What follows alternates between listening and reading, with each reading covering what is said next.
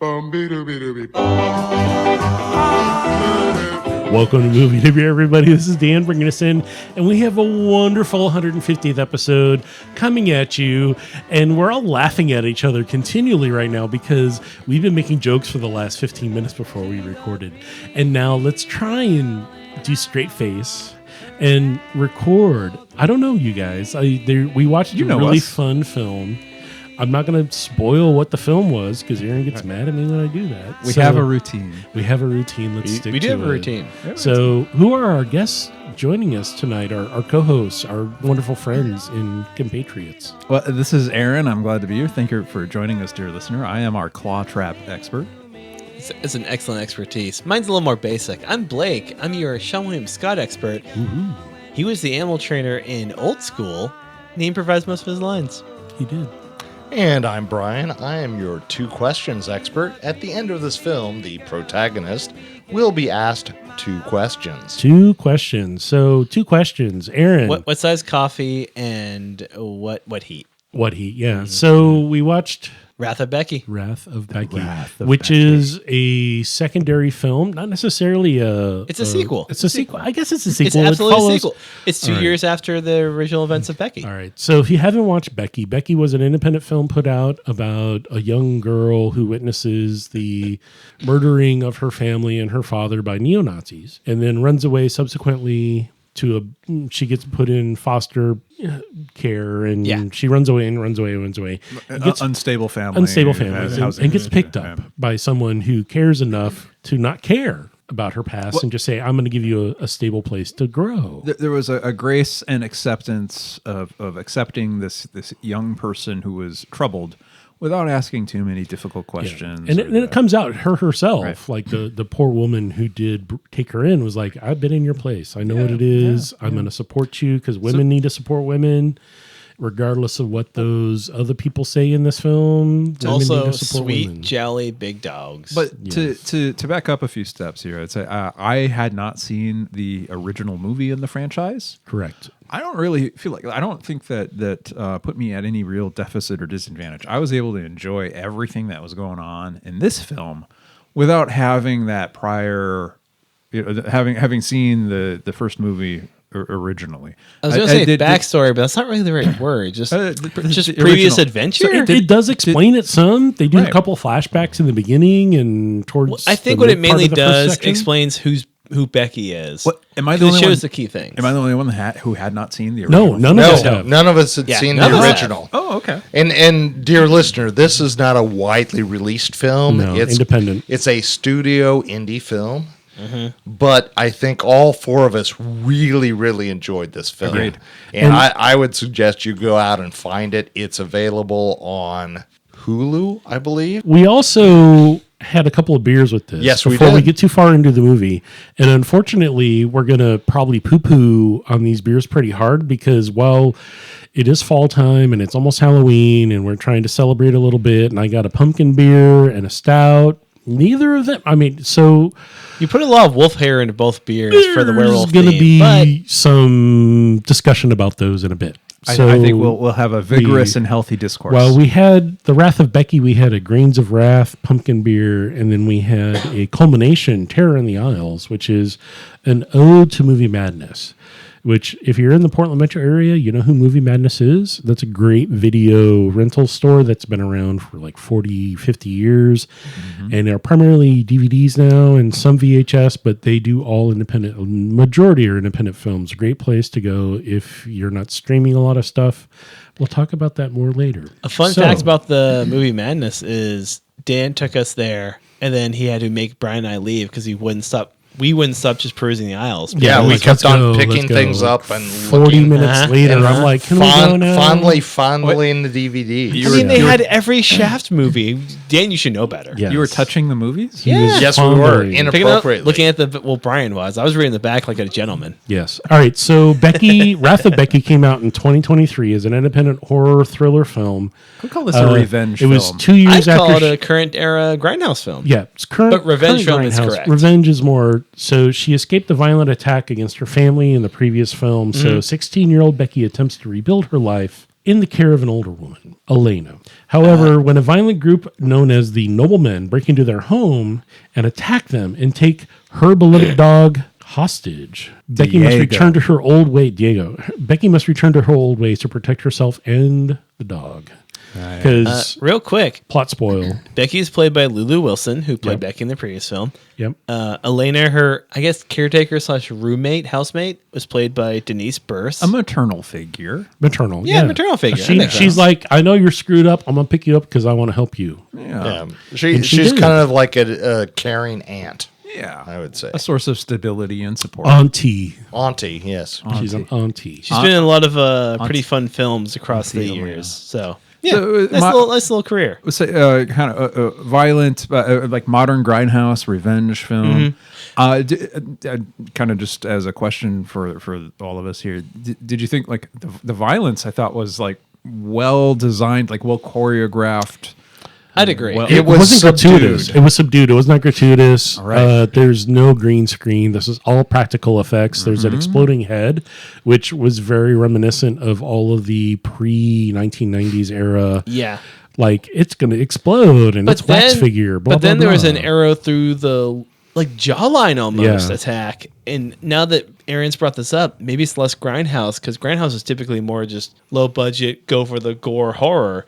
Whereas this is just fully revenge film. They did use Kill Bill as like a inspiration source when they went to the film writers, to the writers, say, hey, we want a sequel. Since we're talking about Grindhouse, I want to bring up what I think is a very important point. One of the co-directors was a woman. And Correct. Instead of leaning on sexual violence, this film, though there are a couple times when I thought it was going to go there, Didn't. it did not. Right. It did not grab onto the easy exploitation at all, which is... They make some reference, but it's very vague. Right. Right. And it's very different than most Grindhouse films. There's no nudity whatsoever. I'm surprised this got a rated R rating at all. And It's there's for violence and really, language. It's just really language. no sexual violence towards women at all. Well, Dan, it's a language. There's a lot of blood.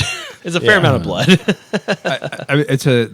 To build on what Brian was saying, like I think there's a couple of references to sexual violence, but like it's not gratuitous. It doesn't exploit the actors or actresses, No. Right. To like Which was refreshing yeah. for a film like this. Agreed. And Sean William Scott character was like, give her the He damn plays the dog villain, back. yeah. He's like, I'm a villain, but I understand her perspective, and I want her just to go away. Give her the damn dog back, and she'll leave. Well, in the And film, unfortunately, he's that's not the case. One of the heads of the cells of the noblemen, a take on the Proud Boys. They even utilize visualizations from the "Don't Tread on Me" snake. Yeah. So he really just wants to not have any issues and go murder. Did they ever say, was it a senator? It was a senator. A Hispanic senator. I don't know if they outright say. I wouldn't stop talking. I apologize for that, guys. Yeah, if you watched the movie, it'd be Senator Hernandez. Blake. What? Watch it? What movie? I just showed up and we were recording. Right. No, he had a whole plan to take out a government official. He's a bad guy, but he also just wanted to do that. He wasn't a villain directly to Becky, but due to his Until the end. until the people who he recruited cut across her so path. she discovers what their intentions are. She didn't Due know what those were. due to the recruits' foolish acts and following actions. them to the beach or to the lake house, and then sitting Well, they there followed her listening. to her house. Yeah, and then she followed. Well, them to get the dog. after they were Spoilers. extremely rude at her place of business. Right. I'm being as vague as it can be, Aaron. I'm sorry. Yeah, we're trying not to plot spoil too much. If you watch the previews, it does give away some stuff. So she goes on revenge killing, sort of. She does it in a very Her artful motives, way. she does it very artfully, but her motives shift. Right. She can utilize the revenge and the need in a way that's supported by other people versus just on her own. And she realizes that at the very, very end. I'm just going to say that I can do this and get paid. Yeah. One of the things I like that this film did was it showed, like this sort of nobleman group with this sort of Proud Boy. Yeah. There were some reluctant recruits. And you could see kind of It was a nice touch. part of how like their recruitment pipeline and how they assimilate and kind of, I don't want to use the word brainwash. Initially, I would say that their presentation was extremely kind of on the nose and archetypical. Right. And that would be my main criticism of the film. They were cardboard cutouts in their first scene. The only way it'd be It worse. was really on the nose. The only way it'd be worse if they were in khakis and polos. Right. And then as we got to know the group better, they became much more nuanced. Right, and nuanced, which and- was refreshing. And yeah, that's kind of where I was going, because Yeah. I think so often, you can set up a villain in a film, and then you don't differentiate between, who's there for what different reasons, Yeah. and who's there like fully committed, and who's there just because they got roped in and they have a limited commitment to what that group is going to do.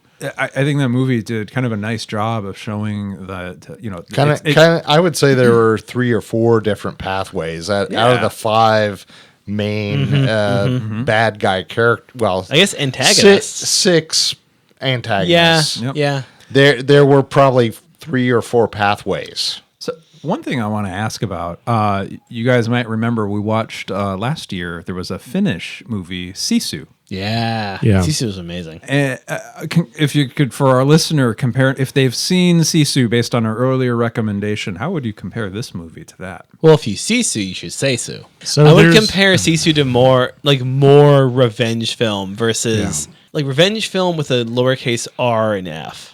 Like this is more just Well, she we're had following her story. Opportunity. She had additional. Yeah. It was also a defense of others story, Yes. Yeah. All right. and it was also it became a higher calling story, Yeah, because there was a bigger Right. cause to deal with. bigger Whereas in- cause than just revenge. Yeah, it was whereas more than that. Sisu, he was just taking up Revenge. He was just being mean living to his be life, and then thought, well, these guys mess with me, I'm gonna mess with them. Somebody took my stuff and I mean. want it back. Wartime conflict. Yeah, yeah. Don't care versus you took my dog, you killed my friends, you killed my parents, and literally they flash back to like her channeling that inner rage. Like she had a quick flashback of, hey, my parents died this way. I'm still scarred by that. Now I'm going to pull on that rage and just start trying to Right, yeah. emphasize my actions. with Which that. poor Brian had to deal with me going, I saw that in the trailer. I do remember this movie. He's like, yeah, shut up.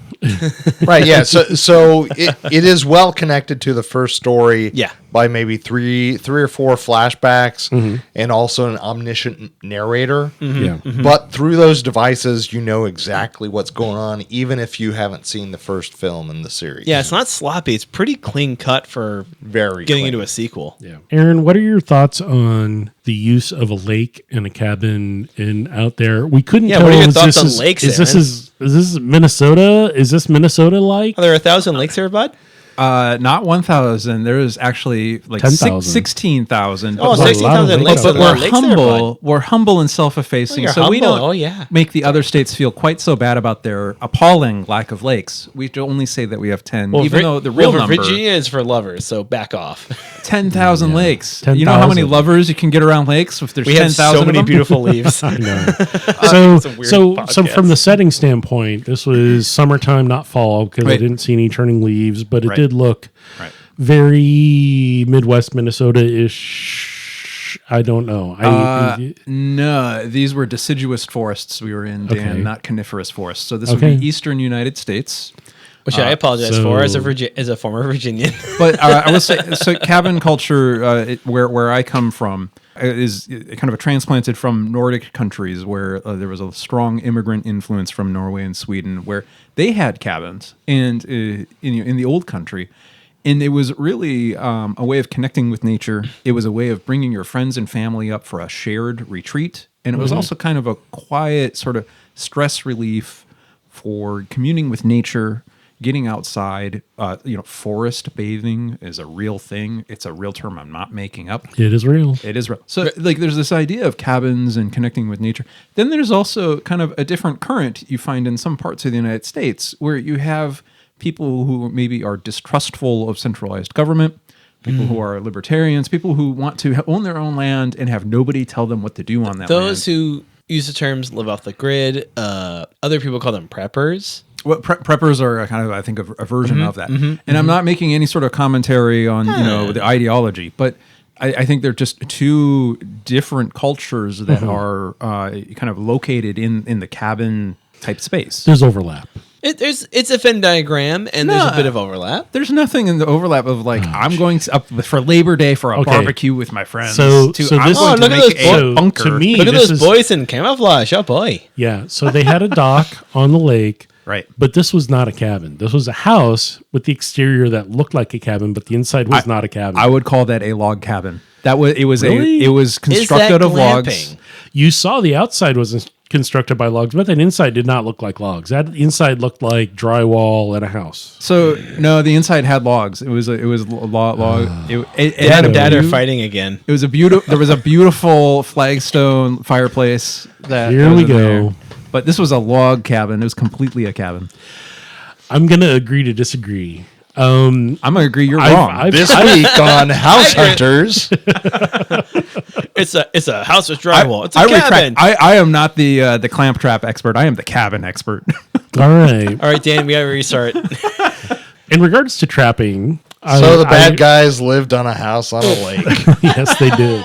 It was a beautiful house on a beautiful That's lake. why we're talking about cabins. Yeah. What a So cool reason to talk about this movie. And yeah, not the for character those of us motivations. that are listening that have been exposed to the Midwest or the West Coast or the East I Coast would that say does the have cabin trapping. is not an integral character. What? No, the setting is not not in the same way that part. New York's a character in Annie Hall. Anything. Hold on, I'm not quite sure because there are so many in this sort of genre of There's a barn, in an violent outbuilding, the there's- woods. The woods. So oftentimes the woods can be used by a protagonist to lure other people in, and there is something culturally about like woods can be somewhat dangerous. Danger. You can create traps. You can ambush. There can be wild you can animals. fall for traps. Or like Rambo in First Blood, the forest is your friend. Alien versus Predator. danger. Shoot, Predator is like the sort sequel. of semi prequel with the Semi-prequel sequel? Ember Mid Thunder. All right, and we're gonna Or Prey, in Prey. Lord of the Rings, if you're an Ent, you love the forest. So Yes. how You're many? a ranger in D&D 5e. Okay, guys. All right. How many? So this is a sequel. How often in a franchise is the sequel better than the original? Oh, let's Amazing go question, there. Aaron. Thank you. I'm so glad you thought There's of a it. lot of those out there. We looked before we watched this. We're like, oh, this is a sequel.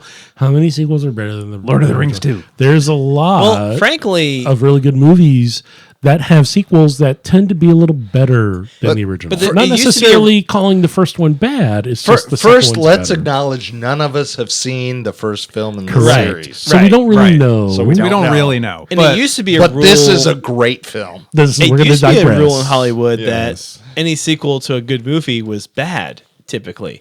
But And that's not true. And then there the have third been a- one, it's the rule of thirds. You come back and the third one's always better. But for the Police Academy films, it's every even or odd number is good. how did Yeah. Blake? How did Die Hard do? Wasn't there several of those? There is 5 Yes. of those. 1 was good, 2 is okay, Three's better. and then 4 and 5 are meh. Meh. Okay. Yeah. What about in the Star Wars franchise? We talked about that. There's 14 these guys of would be better those. for There's those. 14 of Yeah, those, I, and there's no. I other. loved Empire Strikes Back, I think which the- is, Yeah, the not, third is one. the sequel. Oh, there's a sequel, the second one, Yeah. and then there's Return of the Jedi, which is the third one. I watched the So- original, the first one now, and like the dialogue, the way it's written in there, just it doesn't sound the same as when I was a So kid. not, But yeah. Empire Strikes Back, the dialogue is much better. Like, A little bit more settled upon. And look, I'm your father. I mean, that's in the second one. I mean, that's what it's all that's a about. classic That about is G2. the line, yeah. And Terminator 2. I mean, Terminator 2. Wait, you don't have to have is seen the first one to watch the second one and it's- appreciate it. objectively a better film. The first one's fun. It's a great horror movie about a robot murdering anyone named John Connor. Yeah. But the second one, the effects were so good. The just action sequences were incredible. The fact that everyone knew, well, Terminators are bad. And then Arnold comes back as And as a good Terminator, yeah. you think he's a bad guy and he's a good guy, but then plot twist. the actor Patrick something played the Liquid, the T-1000, Yeah. who is the actual bad guy, played by ACAB, no big deal. Here we go. But it was a bad guy Terminator versus a good guy Terminator, and just it was just an incredible film. Linda Hamilton being just a badass. I think they made a bunch of money and they're like, hey, let's make But another then- one. And the same with like Alien and Aliens. I'm like, the second one was way better production quality than the first one. Even The though they first were one had different good- genres, which is Correct. a point of contention for me, a very small point. Also, Jurassic Park was better than Jurassic Park 2 and 3.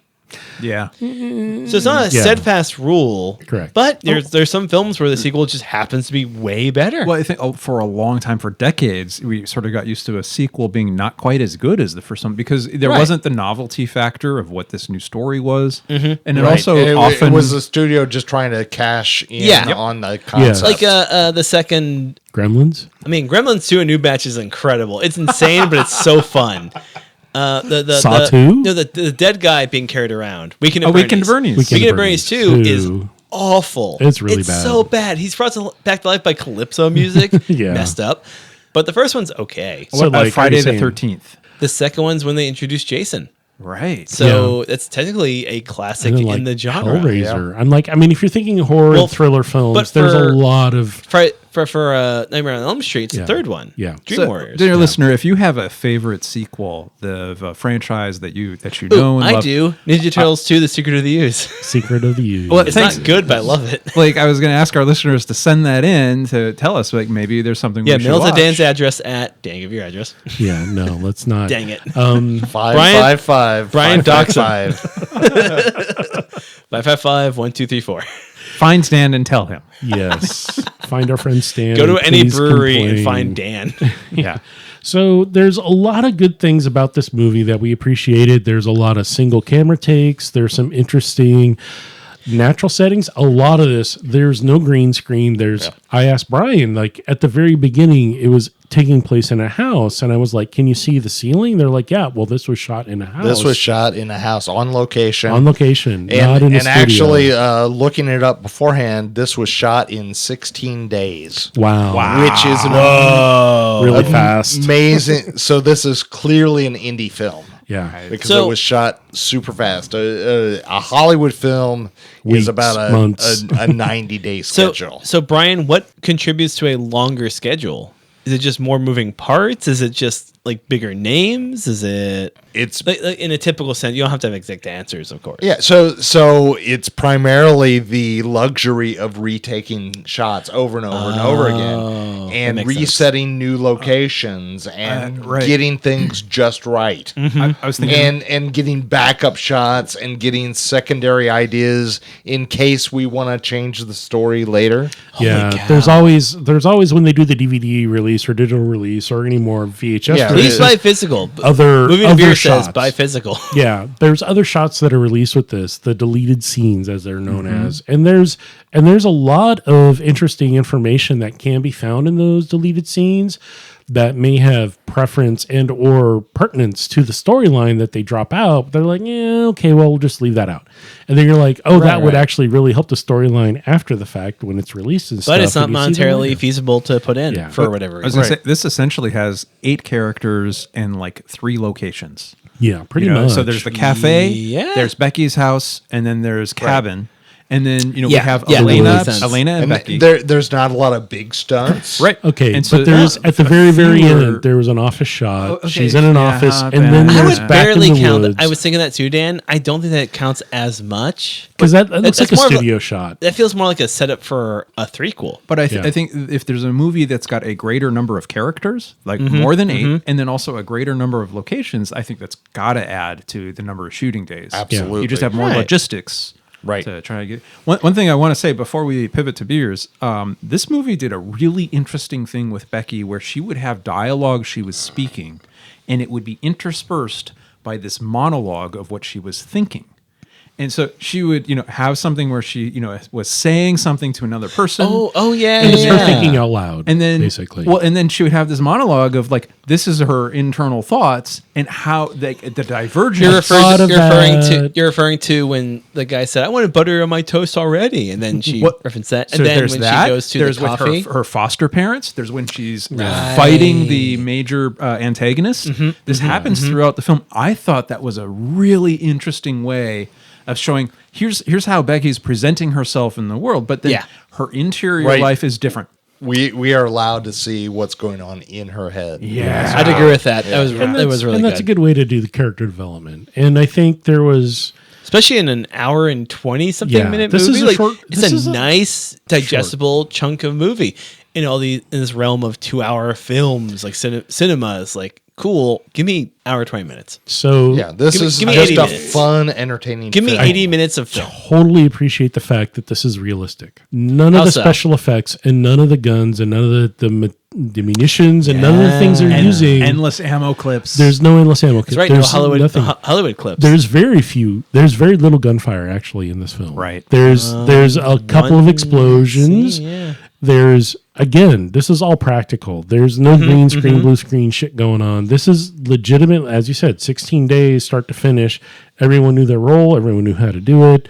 I think the characters pulled all their parts off really effectively. Oh, agreed. I'd the agree. acting was really well done. I was I was on board with hating the noblemen, the trio we met, like off the bat. Like, I hate them.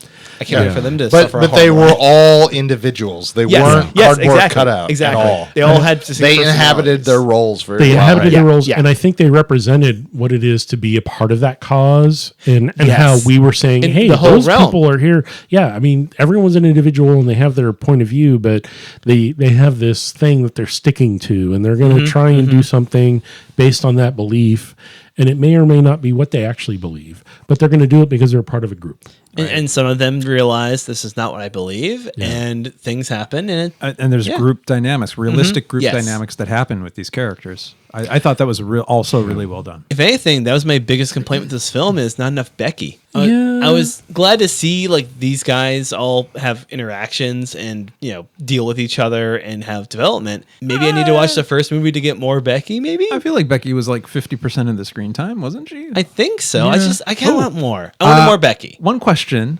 does the Wrath of Becky pass the Bechdel test? Absolutely. Well, Elena has and a Becky. scene with Elena, and they're talking about playing gratitude. Scrabble. Yeah, I don't think they talk about men in that scene. They don't. No, or the breakfast scene. So there's a couple scenes where it's just the two of them talking about their issues and their They're doing does. they're doing what they're thankful for. This passes the Wrath of- Bechdel test. Wrath of Becky passes the Bechdel test. All right.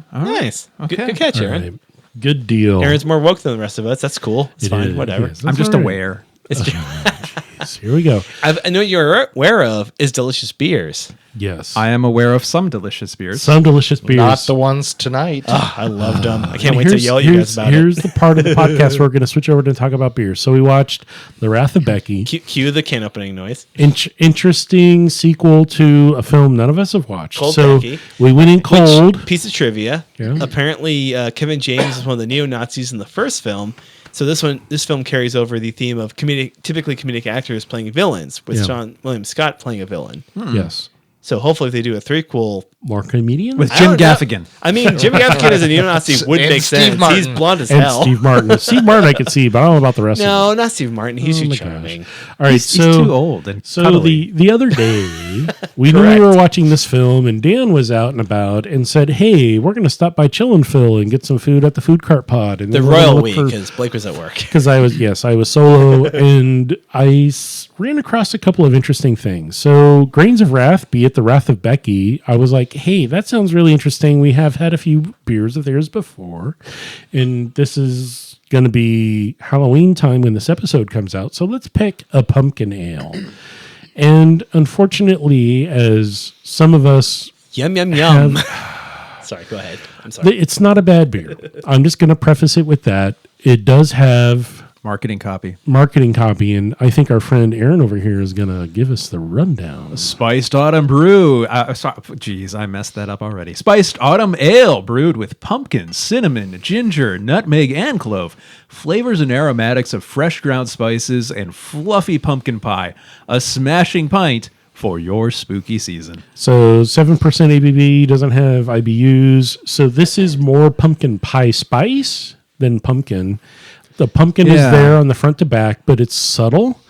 It's an ale, so it has the plenty of malt to back up all those spices, but there's zero hops. Right. There's no bitterness. It's just spice. Spice and a little bit of malt. And, there's nothing wrong with that. Pumpkin ales have their place. It's the season for them. This was recommended by the people at Chill and Phil. I applaud them for having it available. It was good.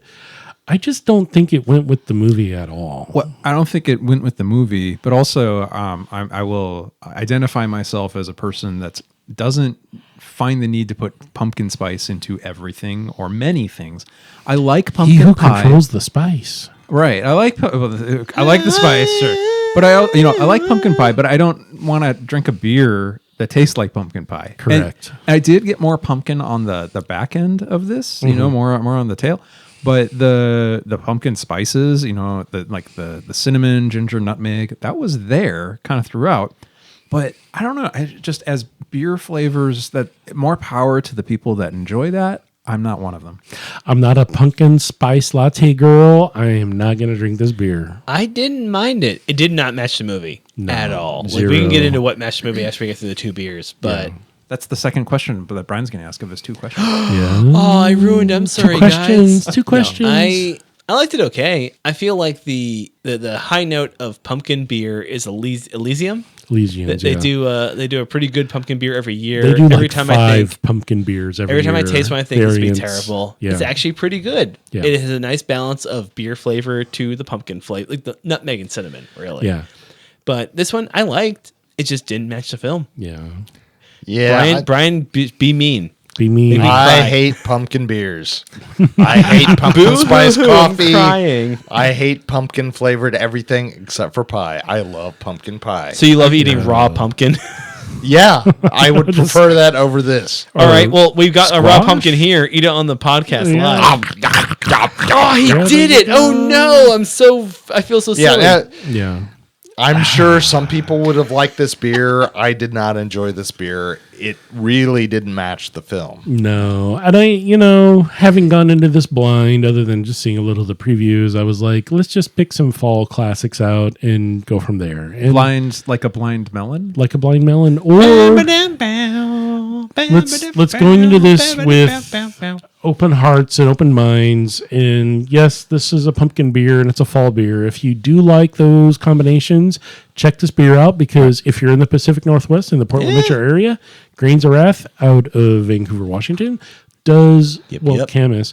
They do a really good job. Their They beers are make quality. some fantastic beers. From a standpoint, this is a really Their solid beer. storefront is a great place to go for food and beer. Ooh, The nice. beer is good. It just didn't really match the movie. And Yeah. from Honestly- a pumpkin beer, it didn't have so some pumpkin beers can get a little vegetal and a little rank.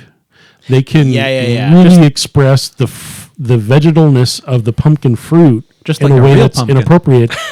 And there are ways of Right on your covering porch. that by adding those spices to kind of like, we're going to add a little pumpkin, but we're going to add more spice, and it's just going to be more of a seasonal holiday or fall beer, which is what I believe this is what they're trying to go for, more than a pumpkin beer. It's a fine expression, I think, of the type. Yeah. I do want to say that it is a good expression of what a pumpkin beer is supposed to be. Just not for this movie. Well, not for this movie, and also not for my palate. Yeah, So- I, mean, I don't like pumpkin beers, so this was never You going can to poo-poo win. all you want. if- It's all No, good. Brian, I'm with you. I'm just trying to be nicer about If it. someone Yeah, were to drink pumpkin I'm a beers, curmudgeon, so Yeah. F that. if someone were to drink these pumpkin beers voluntarily, that they enjoy them, would we think more Halloween themed, like Hocus Pocus, Bed Knobs and Broomsticks? I don't know. I think The this Mummy. is the person I Halloween need to introduce to themed. farmhouse ales and convert them. I mean, No. I'm not opposed to that. It's a great theme. I like both your suggestions. It's like fun, like more classic, family, like more classic Halloween family type Halloween stuff. movies. Yeah. And I'm going to tell you, The Mummy. It Brendan Fraser? doesn't matter any of the iterations. Bi-Awakening film? It doesn't matter any of them. I think find some holiday beers to go with. Nice. That kind of movie. I like it. Vampire and mummy movies, because they're all very classic. If I'm drinking this, I want to watch The Great Pumpkin with Charlie Brown. Ooh, Yes, but we were perfect. children when that came out, and that's inappropriate for children. But no, to Dan, drink. we couldn't drink when we were children, but now we can. This is we can still watch the true. movie as adults. And that is a Anyway, depressing ass cartoon. That's all I'm going to say. No, it's very sad. What's not sad is our follow-up beer, which I loved and you all hated. Yes. Okay, so we're kind of mixed on the first beer. I think it's 3 thumbs down. Blake gives a thumbs up, Blake's so one, 3 thumbs down. 3 thumbs down. I thought All it was fine. So the second beer we had is an ode to movie madness. It has that on the Which is in from South- in the Hollywood district. Southeast Tabor? Culmination Brewing. Yeah. So this is by Culmination Brewing. This is called Terror in the Isles, and this is an American style stout, which can and often will be very coffee oriented. And this is very coffee oriented. Yum yum yum. This beer is 6.8%. It's kind of like if you imagine going to a gas station in the middle of nowhere and they have coffee on the drip, Yeah. and you're like, I want a cup of coffee. And the pot has sat there for It's 12 hours. 12 It's a bit hours. acrid. Thin and warming and Dan, acidic. would you say the place is called Arabica beans. would you Arabica. call the place Gas and Go? Gas and go. Or Gas Go. apostrophe and apostrophe go. Yes. So this is an interesting take on American Stout. I'm not going to lie. It does fit the characteristics of what an American Stout should be. It's within the ABV range, which is 6.8%. It's not terribly strong. Real quick, what is the range for a stout? It Like, can be- is it like a actual set It's spot? it's more wide than tall. It's wide and tall. It can be 4% I don't know what that means. to 7%. It's a huge range. So American style stout implies that it's going to have more bitters and coffee roast than a British style. British styles Gotcha, tend to be gotcha. more thin, narrow, and more tea-like because of the hops they right. use. American stouts can be all over the map, but they typically tend to be thinner and America, have a stronger baby. roast. Thin and roast. That's the American way. If I can ask, like, how would an imperial stout be differentiated from other types of stouts? Alcohol percent. It's just higher. Really? Higher alcohol. Imperial means over 8%. That's all Imperial means. I was ready for a whole 20-minute answer. Interesting. Imperial just means over 8%. And typically when you start getting over 8%, it's going to be thicker and more sweet because residual sugars is the more residual sugars you have, the more yeast it can eat. And when the yeast stops eating, you still have a lot of residual sugar left over. I kind of want a story behind, like, why 8%? And was it like Gustav Imperial who made? No, it's Johnny Imperial said, no more than this, dang it. And he shot his gun, his 6-shooter. I'm not a BJCP Hey, Brian, also expert, say a fun joke. but I would have say one. he doesn't. Yeah. So we can just say that, yes, Imperials, just that implies alcohol percent. And typically you're barrel aging at that point. You're not just leaving it in the same carboy or barrel or whatever to let it age out. You're going to transfer it to something and give it an additional flavor, add a secondary onto it to give it more like cocoa nibs or coffee or a fruit or a spice or something. You're going to let it sit and age on something for a period of time. Right. Typically, Imperials have had an opportunity to age for at least a month. I mean, is oak common? So it depends. I mean, I've personally made stouts that are 10% that sat for a month in a glass carboy. In the primary. I just didn't touch them. I let them sit, and they just kept fermenting out, and they did their thing. Right. And I added things in the boil and on the primary, and I didn't secondary ferment them on anything. You can do that, and typically that's where you add any kind of flavorings that you don't want to ferment out. So like the 'Cause if you cocoa add- nibs, or if you are trying to get Correct. that kind of vanilla oak. So, so when you add something to the secondary, if it's still fermenting, that transition between sugar to ferment to alcohol, and when that yeast eats that sugar molecule and poops it out as alcohol, changes the flavor. So your intention can change. Like, hey, this fruit. So you want the yeast to have stopped. You want the flavors you've added to just mix with the liquid that's in there. You don't want the yeast to continue to do its thing. So the flavors can change, the brewer intention can change, just like Becky's intentions change. Yes, they did through the film. and that's great. And that's exactly what kind of lends this beer to the movie. It does have a certain point of, hey, this is a stout. It does have some bitterness. It tastes very much like bad coffee from a gas station. Yeah. And as But a that's caffeine okay. addict, I'll take any coffee I can, baby. Yeah, and there's nothing wrong with that. I mean, there's Also, the can art's beautiful. I'll try It to. is. I've been a little lacking on the Instagram page, but please check out a movie and a beer on Instagram. I'm gonna try to post the can art because it's really gorgeous. It gets some classic.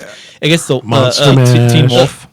Teen Brian, Wolf, help me out. Lon Chaney's Wolfman. Lon Chaney's Wolfman. Like a various kind of a music zombie, and Yeah. then some a snake. like a ghost. nude creature that looks Yeah. like a vague alien. Maybe the creature It's- from the Black Lagoon. I was thinking that, but So- like its face, but it's a really cool can art. It's very, Yeah, it's very tentacle. evocative. It is, and it actually does look like the inside of Movie Madness. Yeah, which which is is a great guys- place. these Go guys check are- it out. yeah. if Take you're me in and Brian Portland. there to shop there for 5 hours. Yeah, it really does look like the inside, and that's why I was like, oh, we got to pay homage to those guys. I mean, because they have a lot of interesting, great films, and this is an independent film. A majority of the stuff that they have is all independent and B flicks and stuff that Just you're not hard gonna- to find. Hard This to will find sound like a stuff. joke, but I'm being serious. They have, I think, all the Shaft films, Yeah. which is a real feather in their cap for independent film. He's a bad mother. Shut your mouth. What am I talking about, Shaft? I can dig it. Yep.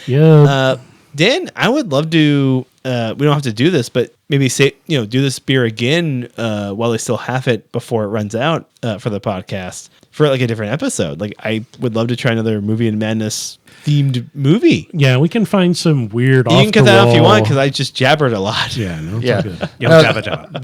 This particular beer would go very well with kind of a cult classic film. I would think. Motion But like horror a picture classic show. B film, or Yeah, like a classic B film. Like the Monster Wrath of movie. The Wrath of Becky was actually punched above its weight, I would say. I'd agree with that. It did. And therefore I don't feel like this cheap coffee flavored beer It's went bitterness, on a not long coffee. road It's just trip. bitterness. Yeah, it just didn't quite go with this film. Well, Yeah. Brian, if I can ask, like, what would you want to drink with the Wrath of Becky? I second this question. That is a tough one for me. Well, you need I'm to gonna say answer. fruit. I'm gonna say kettle sour. Dan, we didn't ask you. Ask Brian. Wait, Yeah, I I- was going to ask you in a minute. But If you wanna- I like that idea. I would say something that doesn't detract from the film because I really enjoyed watching this film, and I'm the only person here who actually has seen it twice within the last week. I suggested it on Sunday, Yeah. and we're now watching it Thursday again. Oh, you're And breaking our timelines. Yeah, time moves fast. well, we don't know what Sunday and we don't know what Thursday. But it's all before Halloween. It's all before Halloween. Yeah, there have been like 30 Sundays and 30 Thursdays before My Halloween. nose just started bleeding. Like, what is happening? Let's do the time warp again. Now I understand. But Take anyway, two steps to the left. But I really enjoyed this film, and I want something that doesn't kind of pull me out. All right. And this was kind This is of kind of did that. It detracted a bit. it detracted. It was kind of bitter, and I Yeah. this would go well with kind of a road trip movie because it Yeah. reminds me of getting coffee at 7-Eleven halfway on a 200-mile drive. Monster So, energy like- drink and coffee. So- Yeah. Cold coffee in the other. maybe road trip. Maybe Fear and Loathing in Las Vegas. Maybe Sure, Thelma yeah. and Louise. Maybe they Yeah. drive a while. Yeah. What would you want to drink with this? Something lighter, something easier, like a crushable beer, like a pub beer. Yes, Something yes. more pilsnery.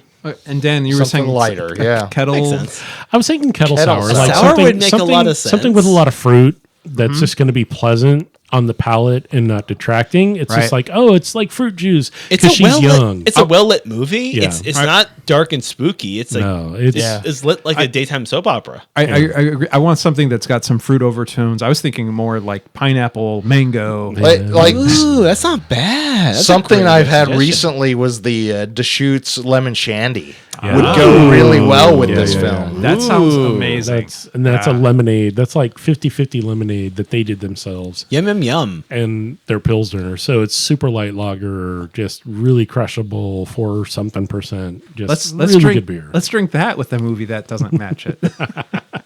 So Blake, then The Dark Knight your- Rises. That's 90% blue. So your drink for this movie? What? Dan's gonna be mad at me. A Bud Light. I think a Bud Light would match this pretty well. I thought for sure you're gonna say like a syrupy fruit smoothie beer. Nah, that- dude, I'm Nah. basic. I'm basic AF. I think a Bud Light would work really well. What happened? What happened to your classic, your go-to? What happened Oh, to pub the beer? I said it already for you said Dan. it already. Tecate. Tecate's not my Tecates. Dan. Tecate's not been my basic for like 5 years or 2 years. All right. I've been drinking pub beer, dude. I thought Tecate was your standard, your go-to. It was because Dan doesn't update his references. I drink I'm pub beer sorry. now. I guess I haven't had your basic beer with you for a long time. That's Correct. all I drink whenever I go to the certain bars I go to. Tecate? But you guys don't go there because shut up, Aaron. Because I go there when you guys are asleep. Yes. Is it a no. bar called Kate, so you go to Tecate? I see what you did there. Sadly, no. I wish I could say yes. No, that's not the case. I've been getting pub beer recently. Yeah. Like pub beer would be great. It's like Bud Light with actual flavor. Yeah. And there's nothing wrong with that. I think finding something that's not going to detract, again, we Yeah. say that a lot, but it's like you can actually go take a pee break and not have to hit pause because this film is that simple. That dialogue. Aaron and I have can. thoughts. The- You can. However, I would not recommend not doing that because this film is so thoroughly enjoyable. And it's relatively short. Like, And you don't want to miss the I hour would 20 say minutes. it's well written too. Yeah. Yeah. Apparently, the guy wrote the script from an idea in about 3 days. Good which Lord. is That's possible. That's amazing. incredible. Yeah, Yeah. it can happen. People can write stories just on the fly. It They can, turn but them not to that the- often. His nose must have been bleeding and he didn't sleep. Like, Yeah. Sure. I don't know. Yeah. Well, He did okay, a so lot of coke. writing the story versus writing the screenplay is a completely different thing. Adapted to the screen means they took the time to actually break out the lines for each character, and they wrote the dialogue out with the quotes. This person says that, and that person says that, and then this happens, and that person says that. Yeah, so that's a completely Dan's being a real different thing. naysayer, but we're amazed that this script got made. This film got made in 3 days. It did, and I applaud the independent filmmakers for having the ability and the skill set to do this in a way that actually looked like a legitimate studio film. I really didn't hope look the big indie. studios pay attention and pick these Yeah. people up because they all did a great job. Th- I would love. This them to was get a more big work. hit at South by Southwest, a major film festival. Fantastic. Yeah. Right. Yeah. I Love do it. want to keep track of like the people that were involved in making this and see what they go on to for whatever their future ventures are.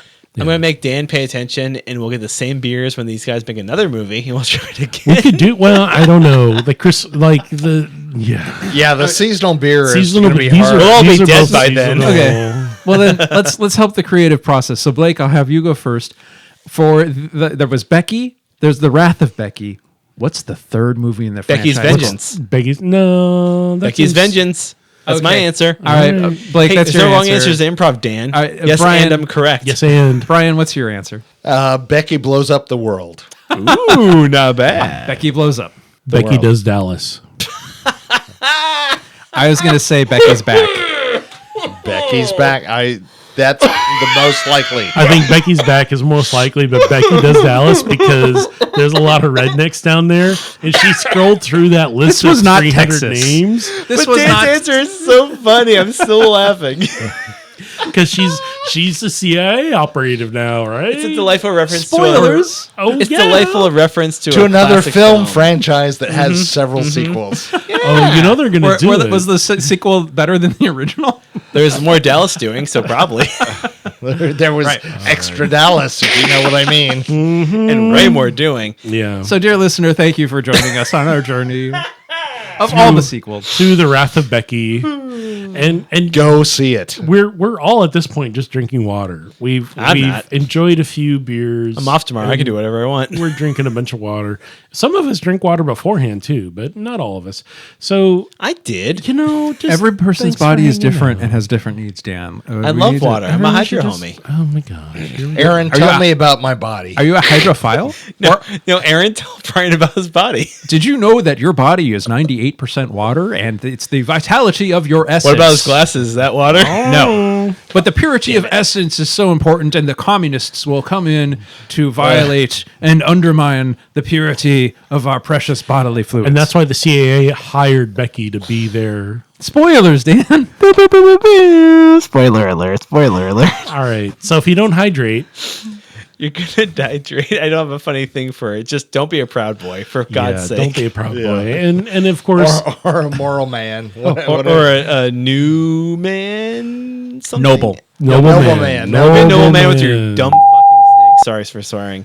Don't Yeah, beep the spoilers. Don't name your kids Daryl. don't name Don't your name your kids kids Daryl. Adolf. And please drink water while you're drinking alcohol. It's just a good practice. It's a good practice. And of course, the opinions expressed during this recording are those of the hosts. And I would like to personally thank you for hanging out and listening to us rant about this fun film. Go check out the Breath of Back. I can't even say it. The breath of Bacchus. No, it's the breath of Raki. Wrath of Becky. Wow. And everyone's really, really laughing at that. Thank you. Thank you for sharing in our laughter. Dear listener, thank you for listening. And please take the mark of the long duration of this podcast. That's our enthusiasm for this film. I think 4 big thumbs up. Do yourself a favor and find it. This is Aaron signing off, by the way. I don't think I said that. So I'm still Aaron. And I'm filibustering Chris Blake. Doesn't look ready. No, I'm ready. Just check out my new film, Becky's Revenge, because Dan hated it. And I'm sorry I laughed so loud. This is Blake saying bye. This is Brian. Thank you so much for hanging in there. 150 episodes. We appreciate your business. 150? Bye. You told me it was going to be like 10. We're way past that at this point. Thanks for listening, beans. everybody. Does that include the Lost episode? There's a bunch of lost episodes. My contract's so ruined now. How many are we up to, including the Lost records? Way more than that. Like 1,005. Congratulations on episode 162. Scared. Pew, pew, pew.